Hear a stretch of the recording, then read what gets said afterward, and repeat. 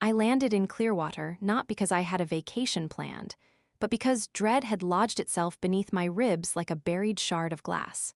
For 3 days, my calls to my son, Rowan, had gone unanswered. His wife, Callie, hadn't responded in nearly a week. Normally, I would have brushed it off as young people being distracted, busy, careless with their phones. But I am not a woman who ignores her instincts. 40 years of raising kids, running a small catering business, and burying clients' secrets within perfectly garnished plates had trained me to smell when something in my family had soured. I stepped out of the airport with a tote bag filled with comfort, jars of my homemade pomegranate jam, and a knitted shawl I'd promised to give Callie next time. The shawl had taken me 6 months of winter nights to finish. Back then, I pictured her delighted smile, not the tight, trembling voice she had last time we spoke. The rideshare drive to their neighborhood was longer than I remembered. New developments had sprouted everywhere like weeds planted by hurried hands. When we finally turned into their subdivision, an upscale row of polished townhouses I'd helped them afford, I noticed something was off before I even reached the door. Their house was dark. Not unoccupied dark. Not gone on vacation dark. It was the kind of dark that feels like a held breath. I knocked, no answer. When I tried the handle, the door slipped open. Inside smelled wrong. Damp, metallic. Like sickness trying to hide under a coat of air freshener. The kitchen counters were buried under takeout containers and empty energy drink cans. Unpaid bills lay scattered like fallen leaves across the living room floor. But what stopped me cold were the small details. Callie's blood pressure cuff on the coffee table, unopened bottles of her heart medication, and the faintest, stale odor of fever coming from upstairs. My heart vaulted into my throat as I climbed the steps. At the top landing, the neighbor's voice startled me. "You must be Rowan's mother." I turned. Mrs. Atherton, an elderly woman with pale eyes, watched me with pity so sharp it cut. "They took your girl out on a stretcher last night," she whispered. "Ambulance lights everywhere. I figured Rowan would have called you, but well, he hasn't been around." My knees threatened to give. Where did they take her? St. Meredith Hospital. Intensive care. A cold wind tunneled through my chest. Where was my son? Where was Callie's husband? As I ran back down the stairs and out the door, only one thought drowned out all others. What did he do to her? At the hospital, I was not prepared for what the doctors were about to tell me, or for the truth I would uncover next. St. Meredith Hospital was a blur of fluorescent lights and muffled footsteps as I barreled toward the admissions desk. I didn't bother with pleasantries. Panic had stripped me of every social grace. "My daughter-in-law," I gasped. "Callie Arden. She was brought in last night." The nurse typed, her face shifting almost imperceptibly as the record populated. "She's in the critical care unit. You'll need to speak with the attending." Critical, not serious, not stable. Critical. My chest felt like it was closing as I followed her through twisting corridors. When the doctor finally stepped out to meet me, he looked exhausted in a way only doctors who confront death too often do. "Mrs. Arden?" he asked. "Mother-in-law," I corrected, then swallowed. "How bad is it?" he exhaled. "She's severely dehydrated, malnourished. She's fighting a major infection that went untreated for days. Frankly, she's lucky the neighbors called 911 when they heard her collapse." Lucky. The word scraped something raw inside me. "How does something like this happen?" I demanded, his voice lowered. "It often happens when someone has no one to care for them." No one. She had a husband. She had my son. Rowan, the charming, impulsive, golden-eyed boy I once believed could do no wrong. "Can I see her?" I whispered. He hesitated. "She's unconscious and on a ventilator. But yes." The sight of her nearly undid me. Callie lay as still as a wilted flower, shrunken beneath the web of tubes and monitors. Her skin was pallid, her cheeks sunken, her arms mottled with bruises from IV lines. She looked like life had been quietly siphoned from her. I sat beside her, brushing a stray curl from her forehead. "Sweet girl," I murmured. "I'm here, you're not alone." My hands trembled with a cocktail of fear and fury. Where was Rowan? Where was the man who vowed to protect this woman? I stepped out of the room, needing air, needing space to keep from screaming. That's when the universe delivered a cruel answer. From the hospital entrance, through the glass doors, I saw him. Rowan, laughing. Behind the wheel of a brand new sports coupe, one I'd made the down payment for. Two women in tiny dresses were crammed into the passenger seat, shrieking as they passed around a bottle like it was a trophy. He did not look toward the hospital. He did not know his wife was fighting for her life. And then my phone buzzed. Text from Rowan. Hey Ma, can't talk, I'm here at the hospital with Callie. Long night. Pray for her? I stared at the lie glowing on the screen, my breath turning to ice. My son wasn't just neglecting his wife. He was abandoning her. That was the moment something inside me changed, and the decision I made next would alter all our lives forever. I didn't call him. I didn't march out of the hospital to confront him. I didn't cry, not yet. Grief was still hiding behind the tidal wave of cold clarity flooding my veins. Instead, I stood in the hospital lobby and breathed in the sterile air, imagining what would happen if I confronted him right then. He would lie, he would spin stories, he would promise change. I'd seen the pattern too many times. No. This time, I needed truth, not apologies. I stepped outside into the parking lot and dialed someone I trusted more than anyone, my old friend, Maya Sinclair, an attorney known for making sharks tremble. Maya, I need you, I said without preamble. She didn't waste time with questions. Where are you? Clearwater. I'll send my associate to you within the hour. What happened? My son abandoned his wife. She's in critical condition. And Maya, I think he's been draining her financially. A beat of silence. Tell me everything, slowly. As I explained, the words didn't sound real even to me, but Maya didn't interrupt. When I finished, her voice was steel. We can secure Callie, legally, financially, but if Rowan has access to anything you've given them, house, car, joint account, we need to move fast. My jaw tightened. The car is in my name, the townhome. I kept half the title because Rowan has a history with debt collectors. How much of a history? I'm guessing worse than I knew. Then here's what we do, she said. We protect Callie first. Then we cut Rowan's financial leash entirely. I hung up and walked back inside, hands steady with new purpose. But fate wasn't done with me. The nurse approached me timidly. Mrs. Arden, we found something in Callie's clothing when she was admitted. She held out a plastic bag with a folded piece of paper inside. It's a letter. My stomach tightened. For who? We don't know. But you should read it. I opened the letter with trembling fingers. The handwriting was shaky. If something happens to me, it wasn't an accident. I tried to ask for help, but Rowan said no one would believe me. I haven't eaten in 2 days. He said groceries were too expensive and his business partners needed the money. Please, if someone finds this, don't let him near me again. Callie, I covered my mouth, a sound escaping that was somewhere between a sob and a snarl. My son had crossed a line I never imagined he could cross. A line there was no forgiveness beyond. And while I stood there shaking, Rowan's world was already beginning to unravel, because I was about to pull the first thread. The first call I made was not to Rowan. It was to the Clearwater Police Department. Ma'am, what seems to be the issue? The dispatcher asked. My vehicle has been stolen, I said, my voice steady as polished stone. A silver Aurora Roadster. License 3NK-742. The dispatcher asked for details, and I gave them. When she asked who the driver might be, I replied, I have no idea who the man behind the wheel is, but he is driving recklessly and endangering passengers. I did not say my son, because the man recklessly endangering 2 women, laughing with a bottle in his hand, choosing nightlife over his dying wife, that was not my son anymore. That was someone else entirely. Within minutes, an alert for the car went out. I hung up and immediately called Maya back. It's done. The police will pick him up, I said. Good. When he's detained, he'll be forced to sit still. Gives us time? For what?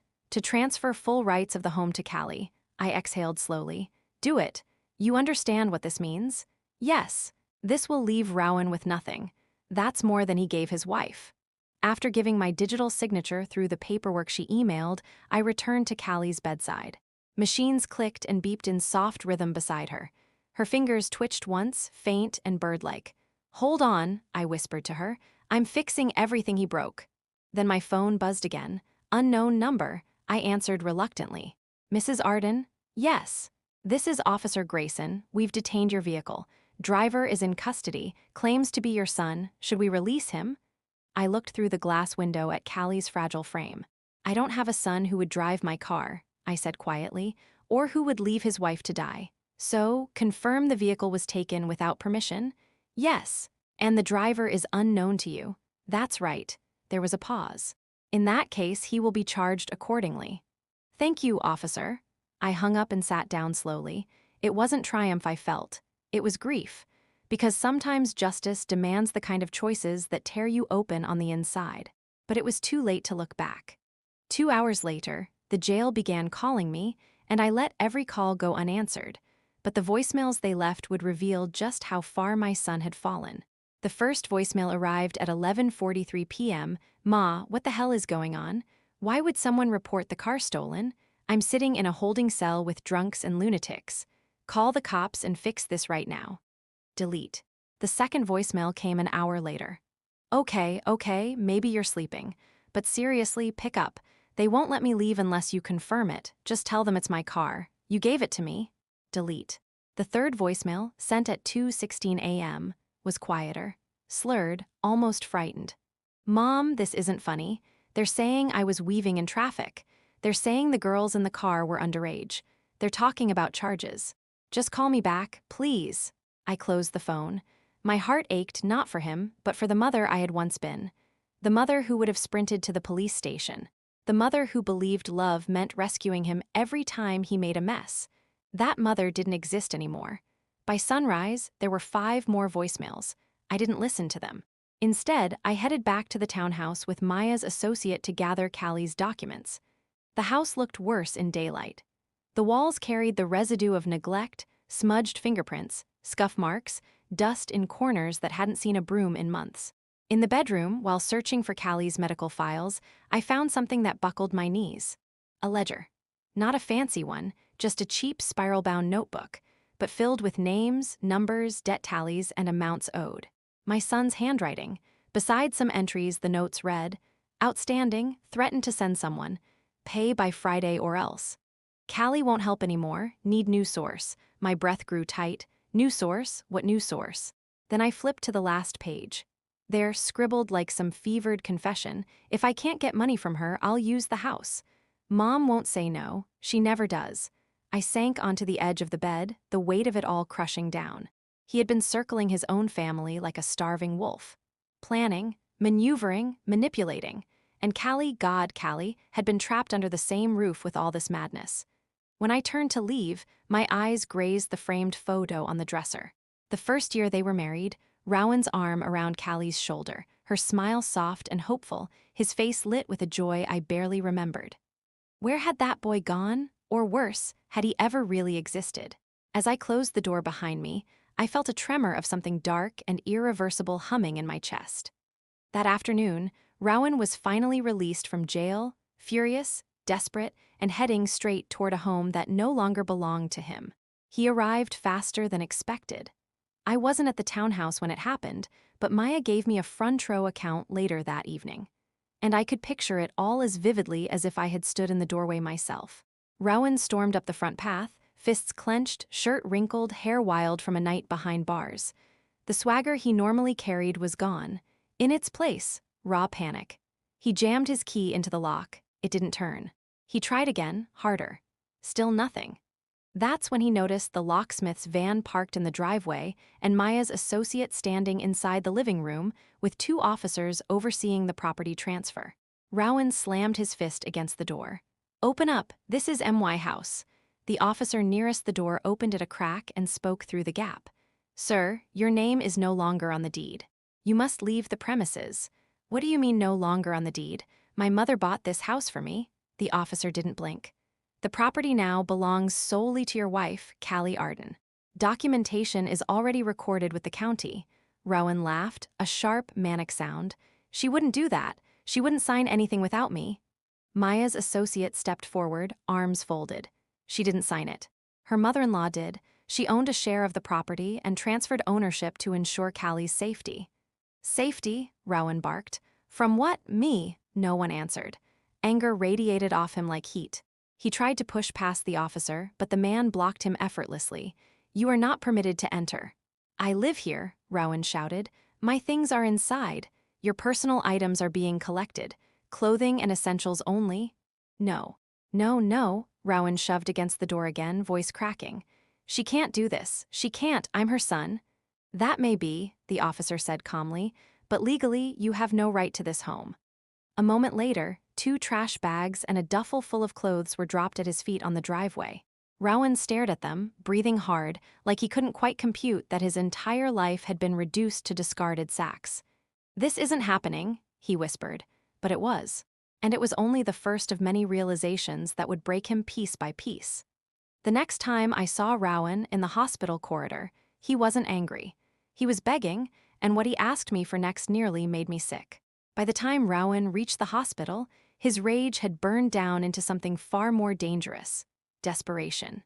He found me sitting in a quiet hallway just outside the critical care unit, a book unopened in my lap.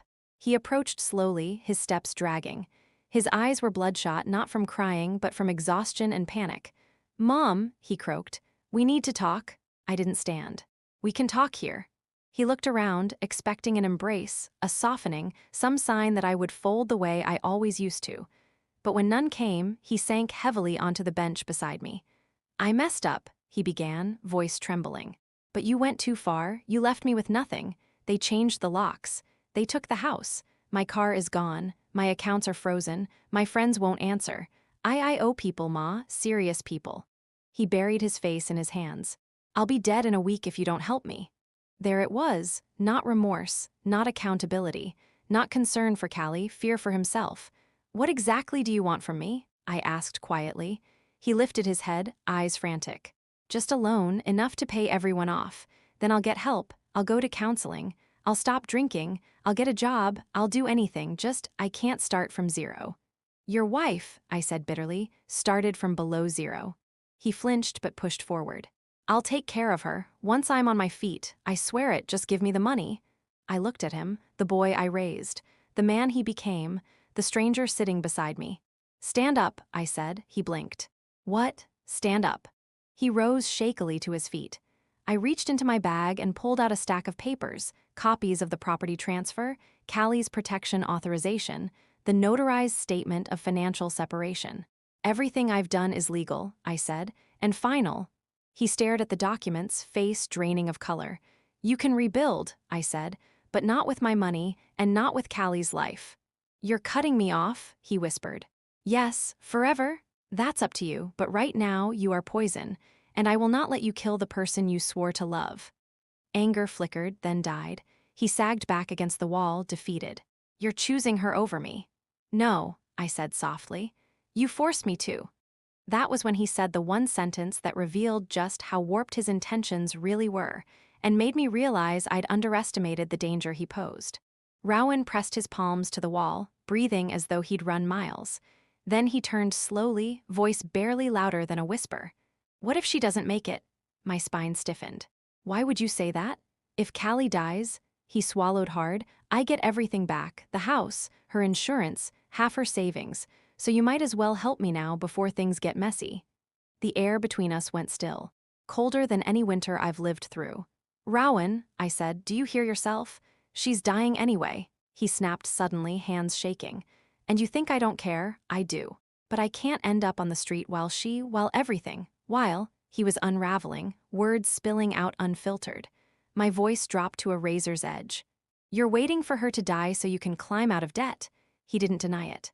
He just stared at the floor like a child caught stealing candy, except the candy this time was a woman's life. That was the exact moment the last remaining thread between us snapped. I stepped closer, lowering my voice so only he could hear.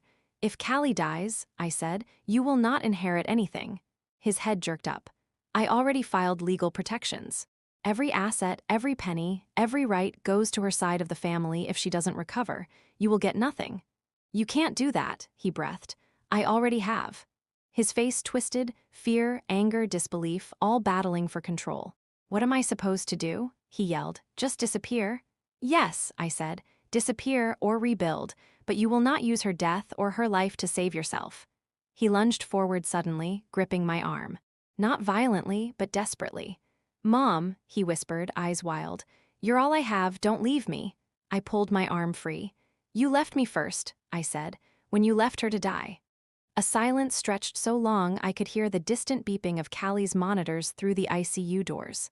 Then the security guard appeared at the end of the hall, tall, broad-shouldered, hired privately by me to keep Callie safe. He approached calmly. "Ma'am, everything all right here?" Rowan looked at the guard, then at me, and he understood. He was no longer welcome near his wife. Or near me. But even stripped of everything, Rowan wasn't done yet, and the path he took next would lead him to rock bottom in the most unexpected place. The next few weeks unfolded like slow-moving thunder. Callie recovered in small steps, waking, whispering, learning to breathe without tubes. She didn't ask for Rowan, not once. When she learned what had happened, her first reaction wasn't anger. It was relief. Meanwhile, Rowan vanished. At least that's what I thought. Until one crisp October morning, I stopped for gas near the highway. Beside the convenience store, a row of men in neon vests were washing cars for tips. Most were immigrants, day laborers, men who lived paycheck to paycheck, scraping by with blistered hands and exhausted eyes. And then I saw him. Rowan, bent over a mud-caked pickup truck, scrubbing the tires with a filthy brush. His clothes were worn, his face thinner, his hair chopped unevenly as if done with dull scissors. He moved quickly, anxiously, glancing at the foreman every few seconds like a man terrified of losing even the smallest scrap of income. I froze. Memory pulled at my heart, Rowan as a boy, running barefoot through sprinklers, laughing, chasing bubbles. The young man who swore he'd give Callie the world. The son who used to bring me dandelions and call them flowers. But the man before me wasn't any of those versions. He was the man he had chosen to become. He must have sensed my stare because he looked up. For a split second, recognition flashed. Then shame. He straightened, wiping his hands on his shirt, leaving darker streaks. "Ma," he said softly. I nodded. "Rowan," he took a hesitant step forward. "I got your messages. I didn't send any messages." He inhaled sharply. "Right. Well, I wanted to tell you I'm trying. I'm working. I'm sober. Been clean for weeks. His voice broke. "I'm trying, Ma." The foreman shouted something in another language. Rowan flinched. A flinch. My son, who once bragged about never taking orders from anyone, flinched like a scared animal. My chest tightened, but not with pity. With clarity, "You're working," I said. "Good, keep going." He swallowed. "Could you just this once help me, a little, not money, just kindness?" It struck me as tragically ironic.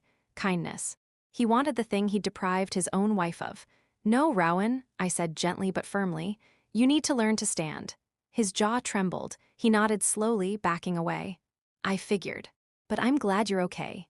He returned to the truck, shoulders hunched. The foreman yelled again. Rowan obeyed. I walked back to my car and drove away. I did not cry, not because I was hard, but because this was the first time in years he was walking a path that might change him. And while Rowan scraped by day after day, Callie and I built something he could never break again. A home filled with peace, until one final message shattered the quiet. 6 months later, Callie and I lived in a different rhythm, one stitched together with quiet routines and small joys. She was working part-time at a local archive restoring old maps. I had retired early and bought a bungalow 2 blocks away to be close without hovering. We had repainted the townhouse top to bottom, soft yellows, warm greens, windows open, fresh air flowing. The shadows Rowan left behind had been scrubbed out with bleach and time. One evening after dinner, I walked home beneath the street lamps, carrying a bag of almond pastries for breakfast. The night smelled of jasmine and cool salt air drifting from the coast. At the corner littered with gum wrappers and faded graffiti, my phone buzzed. Unknown number. A part of me already knew. I opened the message. "Ma, I don't know if you'll read this. I'm not asking for money. I'm not asking for anything. I just wanted to say that I'm sorry. Truly, I know you don't believe me. I don't blame you. I'm leaving town tomorrow. Got a job offer 2 states over. It's not much, but it's something. Just wish things had gone differently. If you ever feel like talking, here's my new number. If not, I understand. I'm not your problem anymore." Rowan, I stared at the text until the words blurred. There was no anger in it, no manipulation, no begging, just a tired honesty I had never heard from him before. I walked the rest of the way home slowly, pastries warm against my chest. Inside my living room, I sank onto the couch. The house was quiet, peaceful. Everything Rowan had tried to destroy had grown back stronger. But I also remembered the gaunt man at the car wash, the way he whispered, "I'm trying." People can rot, but sometimes they can grow. The question was I ready to let him grow near me again? I reread the message. Then I deleted it, not out of cruelty, but because forgiveness is not a bridge you sprint across. It is a bridge you build back, plank by plank, only when the foundation is stable. Rowan was working on his foundation. I was working on mine, and maybe one day our paths would cross as two different people. But not yet. Not today. I put the phone down and opened the windows. Night air drifted in, rustling the curtains like soft whispers of new beginnings. Across town, Callie was likely settling into bed with one of her history novels, the lamp glowing like a warm promise of the future. My family, though changed, though rebuilt, was safe. That was enough. And if there's one thing this long, painful journey taught me, it's this. Sometimes the hardest act of love is letting someone fall far enough to finally stand.